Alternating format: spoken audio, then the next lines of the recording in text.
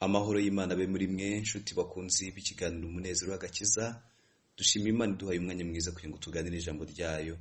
Tugiye gukomeza n'inyigisho yacu twaganiriye ubushize, aho twari tureba ikinyuranyo cyo hagati y'ukuri n'ikinyoma, ndetse aho twakomeje tuza kureba inyuma twibaza impamvu itumye abantu benshi bari kugendera mu kinyoma cyane. Twaje gusanga ikinyoma gifite imbaraga, usibye ko ukuri ko gufite imbaraga kurutaho. Tuza gusanga ariko impamvu abantu bagendera mu kinyoma cyane muri iyi minsi ari uko ikinyoma gifite bije ndende ugereranyije n'ukuri, bigatuma rero ikinyoma kigaburira abantu, cyambika abantu benshi, ndetse bamwe kibajyana mu bihugu by'amahanga ya kure, gituma harimo imibereho mbega mu bundi buryo. Ariko uyu munsi nabwo tugiye gukomeza turebe ikinyoma kibaye mu buryo bw'umwuka, cyangwa ikinyoma cyabereye mu rusengero, aho tubona ko muri iyi minsi dusanga inyigisho zitandukanye z'ibinyoma, ubuhanuzi bw'ibinyoma bugamije kurangaza abagenzi, butabamenyesha icyo Kristo yakoze ku musaraba, ndetse n'uburyo bakwiye kwitwara. Ndagira ngo rero mwene data turi kumwe tubane muri uyu mwanya kugira ngo twumve icyo Imana ivugana natwe. Reka twumve iyi ndirimbo gatoya, ubundi tugaruke tuganira.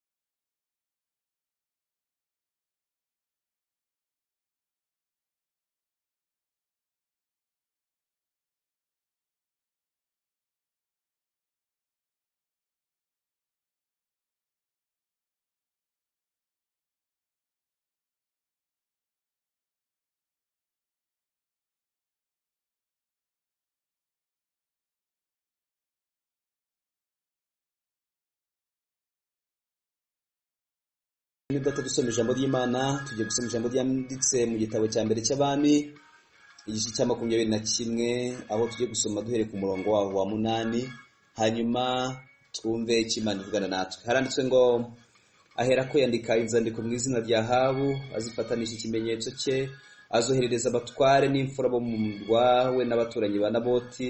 Yandika muri izo nzandiko ngo nimutegeke abantu biyiriza ubusa, maze mushyire Naboti imbere yabo.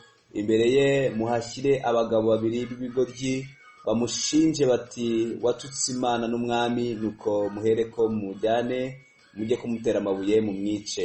Imana idufashe cyane. Nagira ngo twongere dusome ijambo ry'Imana tubona mu byakozwe n'intumwa, igice cyaho cya 23, dusome duhere ku murongo waho wa 12. Umutwe w'amagambo aravuga ngo, Abayuda bahigira kwica Pawulo. Bukeye Abayuda baraterana, barahira bahiga yuko batazarya ntibanywe batarica Pawulo. Abahuje inama iyo kurahira batyo basagaga 40, bajya ku batambyi bakuru n'abakuru bati, twahize ibikomeye yuko tutazarya tutarica Pawulo. Imana idufashe cyane. Nayo magambo ngiye kutuganiraho, andi turasoma mu hagati, ariko nkuko nabivuze tugiye kureba ikinyoma kibereye mu rusengero. Muri iyi minsi tugezemo turi kubona inyigisho nyinshi, kandi koko abigisha dufite ni benshi, ariko se koko twakibaza ngo ibyo bari gutanga niko bikwiriye ko abana b'Imana bakwiye kubifata, cyangwa abana b'Imana bakwiye kubyakira? Ese kari benshi, inyigisho ari nyinshi, ese ni iby'ubu gusa, ndetse cyangwa no mu gihe cya kera byabayeho? Nagira ngo twifashishe ijambo n'izindi ngero zitandukanye tujye kureba muri iri jambo ry'Imana, kugira ngo tuze kumva neza. Hanyuma turaza no gusoza tureba ukuri icyo ari cyo, nuko twakumenya, ndetse n'imbaraga zako. Hanyuma turebe icyo abakristo muri iyi minsi bukuri dukwiriye kwitwara, nuko dukwiye kugenda kugira ngo tubashe kunesha ubwo buriganya bw'umwanzi Satani mu bundi buryo butandukanye. Dusomye amagambo y'Imana hano mu gitabo cya mbere cy'Abami, igice cyaho cya 21. Tumaze kubona ko hari Yezebeli ngo ari kwandika inzandiko, azandika mu izina ry'umwami. Amaze kuzandika mu izina ry'umwami, hanyuma ngazoherereza abaturage bose bari mu gihugu n'abatware, ngo bategeke abaturage ba Naboti n'abandi bantu bose ngo kwiriza ubusa. Bamara iminsi 2 basenga, hanyuma hanyuma abantu bose bafata igihe baraza barasenga, ariko muri ubwo buryo butandukanye. Abantu basenga bari biturutse kuki iki cyari igihe Naboti yari afite uruzabibu, hanyuma Ahabu araza aramwandikira aramubwira ngo ndashaka ko mu ruzabibu ruri imbere y'igikingi cy'urugo rwanjye. Aravuga ngo wabishaka naguha uruzabibu rwiza uruta ibyo cyangwa nkaguha ibiguzi byaryo. Hanyuma Naboti aravuga ngo birigatsindwa n'Uwiteka gutanga gakondo y'abasogokuruza. Rero ngo Ahabu ataha ababaye, afite agahinda kenshi, afite umubabaro mwinshi. Ngo ageze mu rugo, Yezebeli aramubaza ngo niki gitumye utamera neza, mu maso hawe adakeye, udafite iminezero, ngo utabashije kurya. Aramubwira ngo nta kindi kibiteye, ni Naboti w'i Yezereli wanyimye uruzabibu rwe kugira ngo ndugire igihambo cy'imboga zanjye. Hanyuma aramubwira ati icyo nicyo kibiguteye, atereka nkwereke, nzaguhesha urwo ruzabibu. Hanyuma icyabaye, yanditse ngo yandika inzandiko mu izina rya Ahabu y'umwami nyine. Aravuga ati tuza yewe urwo ruzabibu nzaruguhesha. Ngo yandika inzandiko, yahise acura ikinyoma, nta nubwo ari umwami wanditse, ahubwo yanditse mu izina rya Ahabu ngo azifatanishe ikimenyetso. Hanyuma ngo arangije ngo yohereza abatware n'ibikomangoma n'abatambyi mu gihugu, muri aka gace umwami Naboti yari arimo. Aravuga ngo nimuteranye abantu biyirize ubusa basenge, hanyuma nibamara gusenga ngo mushyire Naboti imbere yabo, hanyuma ngo mufate abagabo babiri b'ibigoryi baze bashinje Naboti ati yatutse Imana n'umwami. Bene data, utekereza iki kinyoma cyari kibaye mu buryo butandukanye. Hajemo gusenga, hajemo gufata abantu, hajemo kubeshyeranye n'umuntu. Ikindi hanyuma bagiye gusengesha abantu basenge, bakora amasengesho y'ibiri cyangwa itatu, ariko umusaruro uri bwaze kubonekamo aba ari umusaruro utari mwiza, kuko basengeshejwe mu masengesho adafite intego. Nagira ngo utekereze urebe no mu bundi buryo, naho uri naho usengera ukwiye kugira ubwenge ndetse no kuba maso, kugira ngo umenye umugambi w'Imana, kuko Satani nawe afite imigambi myinshi agambiriye kugira ngo ayobye abagenzi. Hanyuma Bibiliya inambwira ngo imbere yaho muhashyire abagabo babiri b'ibigoryi ngo baze bashenje Naboti ati yatutse Imana n'umwami. Nagira ngo twumvikane ahantu, iyo bavuze ikigoryi mu buzima busanzwe wenda bavuga debile cyangwa umuntu udafite ubwenge, ariko Bibiliya iyo umuntu yita ikigoryi, iyo yise ikigoryi muri ubu buryo, aba ari umuhanga mu kubeshya, mbega ni umuhanga mu kuvuga ibinyoma.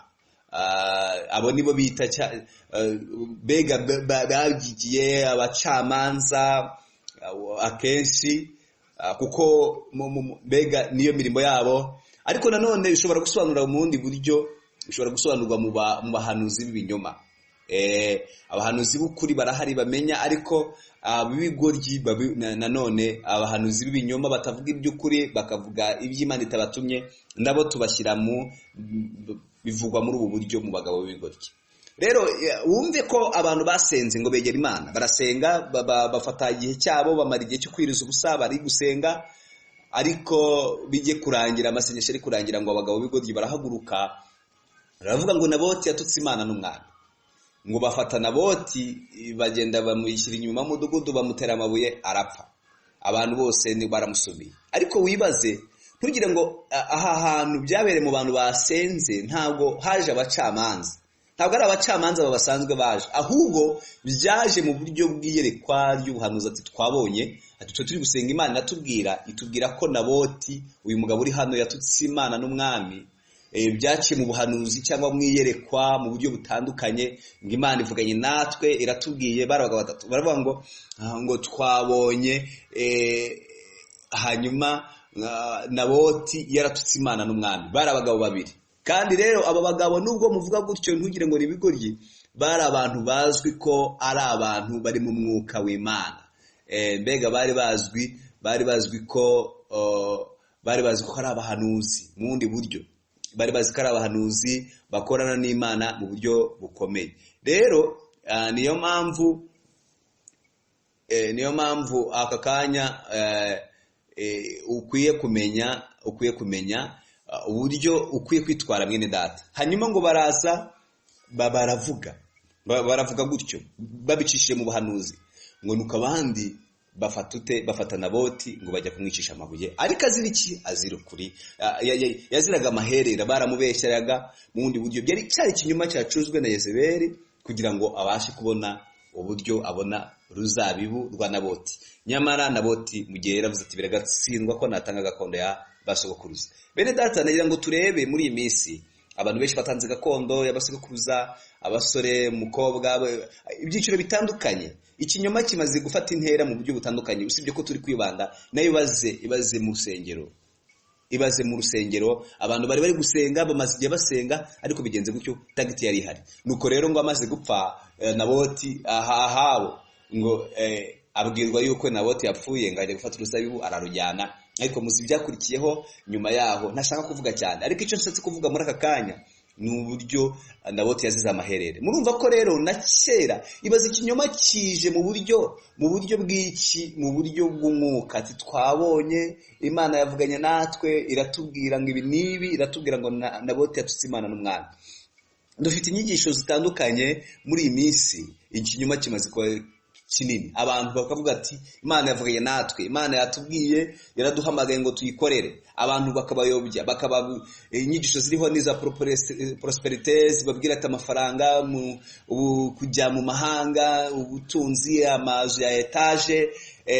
Mbega nubwo aba bantu barabizi ko harimo n'abantu, hari amadini yashinzwe kubw'ibinyoma, bakaba bafite ibintu bakora kubw'ibinyoma mu bundi buryo butandukanye. Ariko nagira ngo ubwire bene data, muri aka kanya ukwiye kumenya icyo Imana ivugana nawe, kuko niyo dusomye mu rwandiko rwa mbere Pawulo yandikiye Timoteyo, ugasoma igice cyaho cya 6, ugasoma ku umurongo waho wa 5, haravuga ngo n'impaka z'abantu bononekaye ubwenge bakamyemo ukuri, bibwire yuko kubaha Imana ari inzira yo kubona indamu.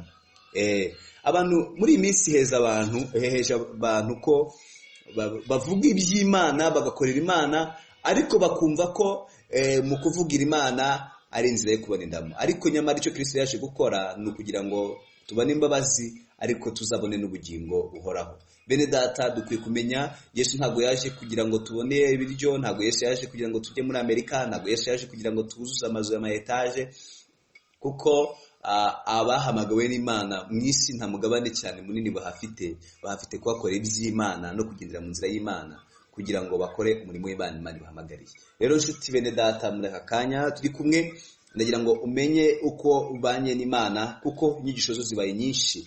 Yesu yaravuze ngo azaduka biyita Kristo, bazakora ibimenyetso, bazahanura, bazakora ibitangaza, ariko atubwira ko dukwiye kuba baso tukirinda. Rero inshuti, turi kumwe muri iki kiganiro, nagira ngo rwose urebe ikinyoma kimaze gufata indi ntera mu bundi buryo. Aha twasomye mu byakozwe n'intumwa, hatubwiye inkuru zikomeye, zatubwiye uburyo abayuda bahigiye, ngo barahiga, baravuga ngo ntituzarya ntituzanywa tutarica Pawulo. Pawulo yababwirizaga ubutumwa bwiza, ariko aba banyedini, aba bayahudi, aba batambye n'abandi batandukanye baravuga ngo ntituzarya, ngo abantu bagera muri 40 barahiga.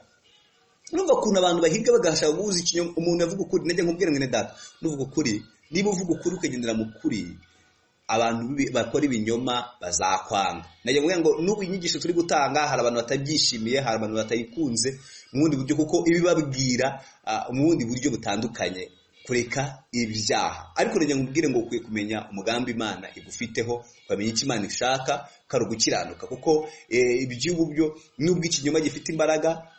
Hari umwe wavuze ngo ikinyoma ngo kirihuta kuruta ukuri, ngo kizamuka gica muri esanseri, ukuri kukazamuka kuri esikariye, ikinyoma kikagenda kigafata intebe, ngo ariko iyo ukuri kuhageze ikinyoma kirahaguruka. Bene data, nubwo ikinyoma cyamera gute, ariko ukuri kurahari, kandi ukuri ntigutsindwa, ukuri kurahari, kurakomeye. Mbabwire ngo icyo dukwiye kumenya nuko dukwiye kugendera mu kuri. Bene data, ngo baravuga ngo ntituzarya ntituzanywa tutarica Pawulo.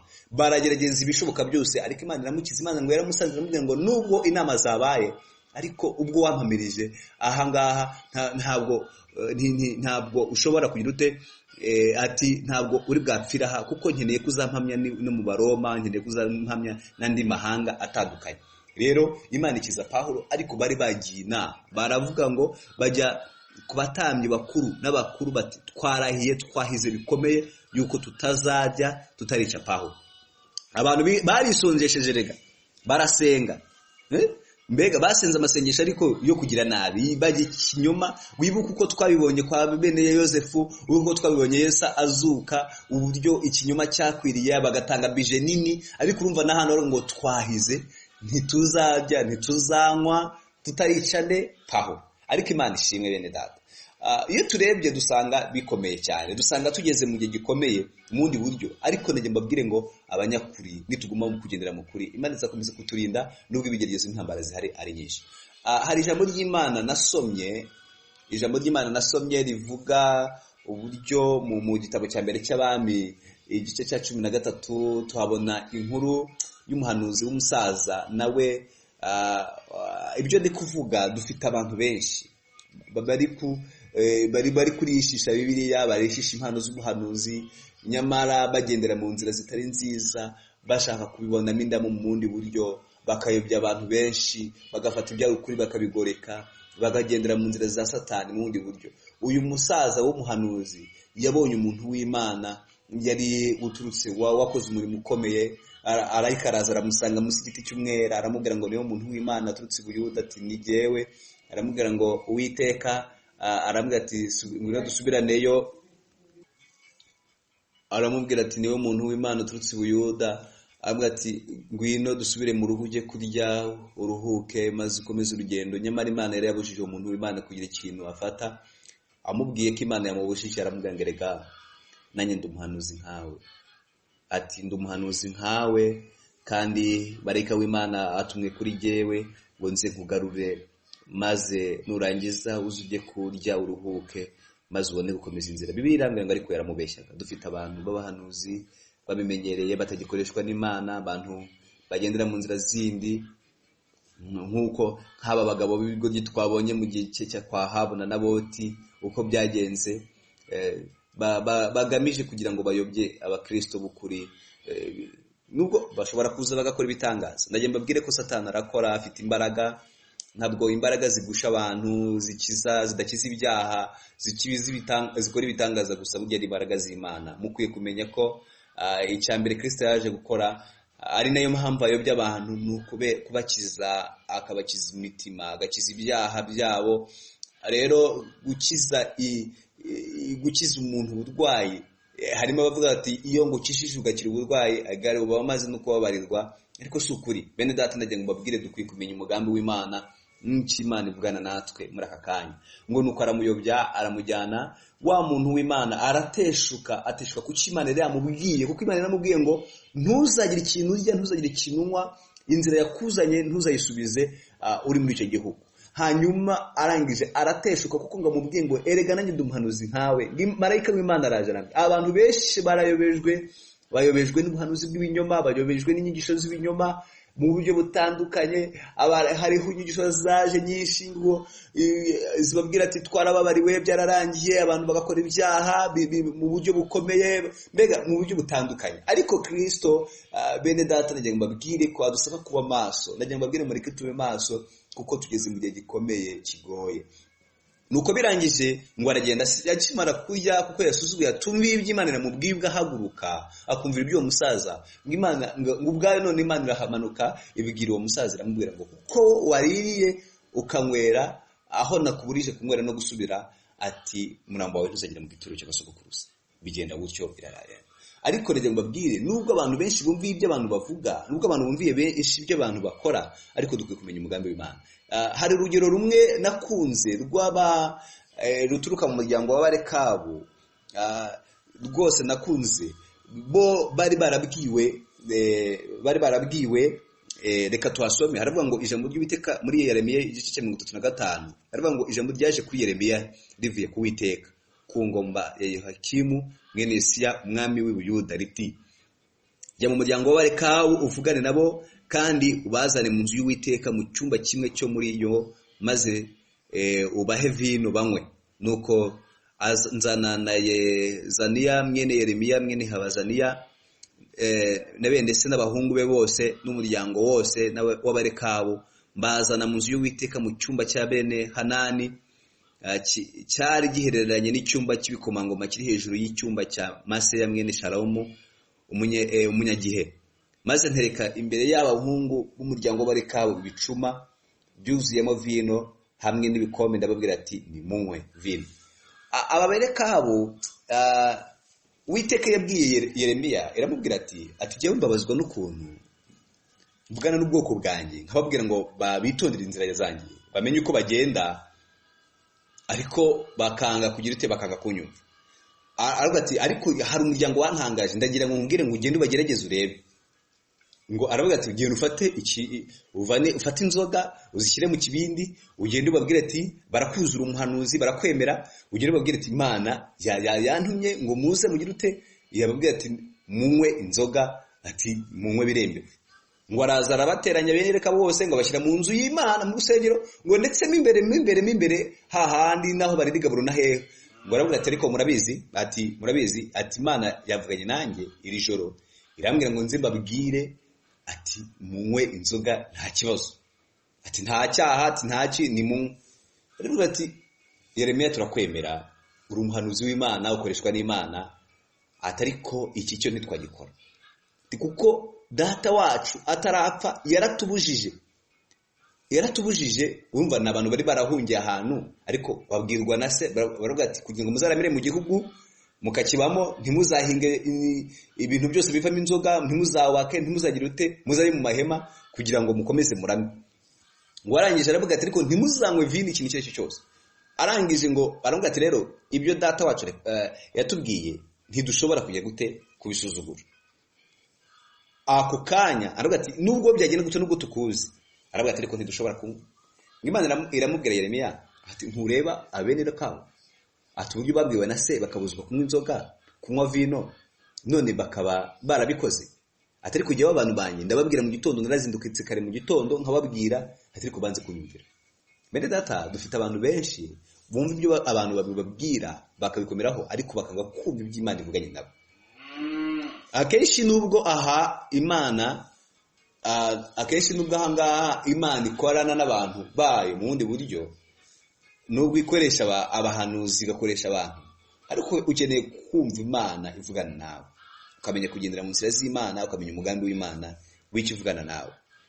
Rero biratangaje, birababaje kubona abantu bari kumvira abantu, nicyo Imana kibabaza kuruta uko bakumvira ibyo Imana ivugana nabo.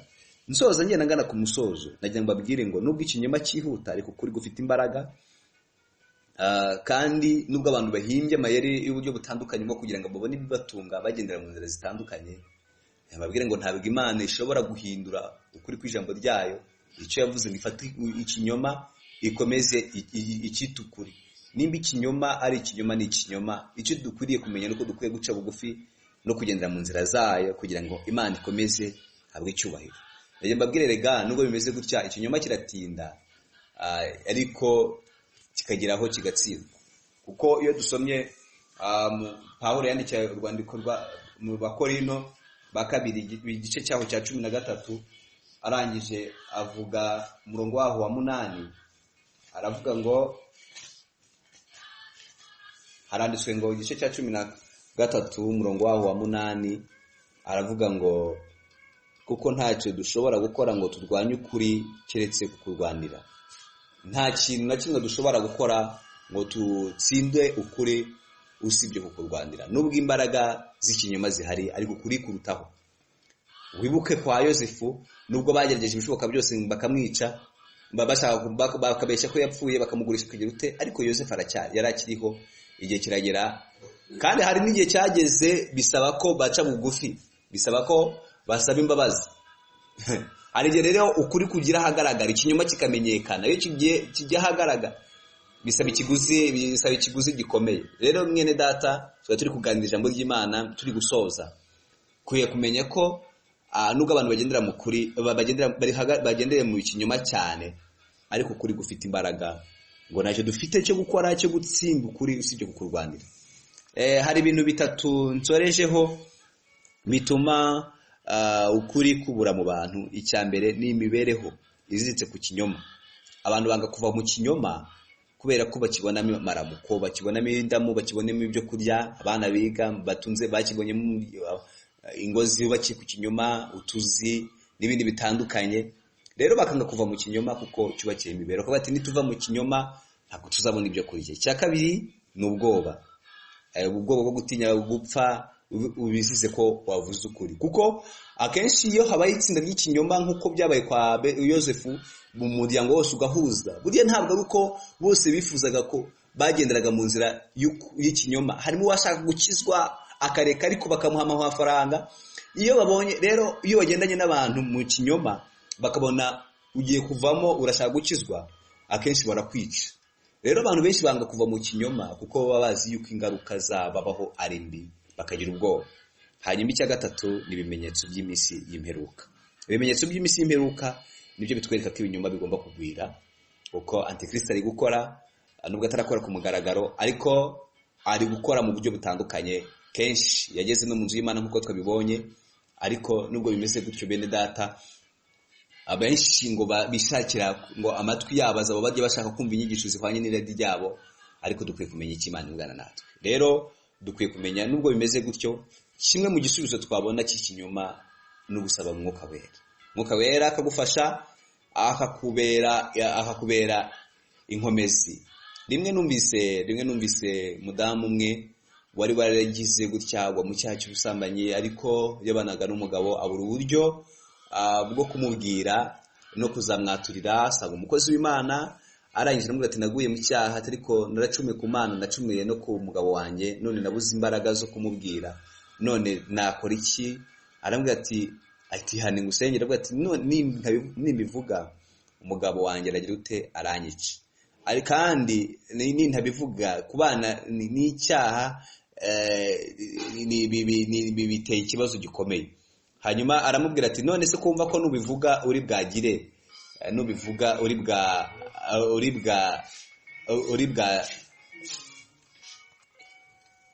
kumva nubivuga uri bwagire,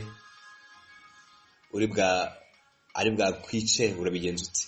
Ngafata mwanzuro. Aramubwira ngo agiye gufata umwanya, arasenga amasengesho y'iminsi 3. Amaze gusenga amasengesho y'iminsi 3, ngabona imbaraga, araza yaturira umugabo. Aramubwira ati mugabo wanjye, nagenze nabi, naguciye inyuma, ariko nabuze imbaraga zo kukubwira, ariko maze igihe cyo ndi gusenga nsaba Umwuka Wera ngo amfashe.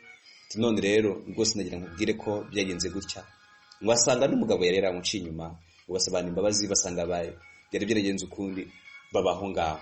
Ukeneye Umwuka Wera kugira ngo nimba hari ikinyoma rero nawe wagendeyemo, kugira ngo ubashe kumenya uburyo wakivamo, Umwuka Wera yagufasha. Ariko ukeneye ubwenge, kuko abantu betse ku miturirwa ikomeye, iyo bashatse kuva mu kinyoma ihirika n'andi mazu baturanye, niko tujye tubibona. Ubwo rero ukeneye imbaraga, ariko nanone Kristo arahari kugira ngo afashe abantu. Mu kintu cya mbere cyagufasha ni ukwemera Umwuka Wera ahakuyobora. Wibuke Petero mbere ataruzura Umwuka Wera, umuja yaramutinye, ariko amaze kuzura Umwuka Wera yaravuze ngo umwe nyishe mukamubamba ni ukoze ibi, arahaguruka. Ntabwo yari azi yirengereye. Iyo dufite Umwuka Wera n'ubwenge atuyobora mu byo dukora. Gusa dukeneye kumenya ko nubwo ikinyoma gihari ari igifasha indi ntera, ukuri kurahari. Bene data, mureke tuharanire kugendera mu kuri kugira ngo tuzagire mu bwami bw'Imana. Ndabashimiye rero twabanye. Umwuka Wera nicyo gisubizo cyo kugira ngo ikinyoma gikurweho, byutse buje abantu babasha kwihana bakava mu byaha.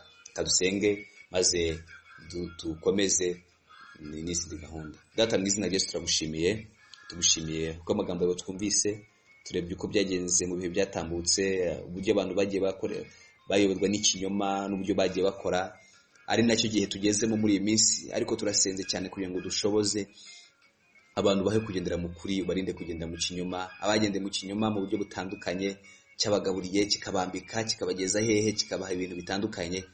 Mana, wabaha imbaraga. Umuntu ufashe icyemezo cyo kugira ngo ave mu kinyoma, umuhe imbaraga avemo kandi agendere mu nzira yawe. Abatarakizwa bahe gukizwa, kandi urushe kumurikira mu mitima y'abantu bave mu byaha. Urakoze kutwitaho, n'izina rya Yesu Kristo, amen. Tubibutsa ko izi nyigisho haba hari ibisobanuro byabyo kuri website bwanditse. Ushobora kudukurikira website www.umunezerwagakiza.org ukabonaho inyigisho zitandukanye zatanzwe n'abigisha. Kandi wowe udukurikiye utarakora subscribe ushobora gukora subscribe kugira ngo inyigisho ziri ku Munezero w'Agakiza TV ujye ubasha kuzibonera ku gihe. Yesu abaha umugisha, mureke duharanire kugendera mu kuri ko ukuri ni Kristo. Rero Imana iduhana umugisha. Amen.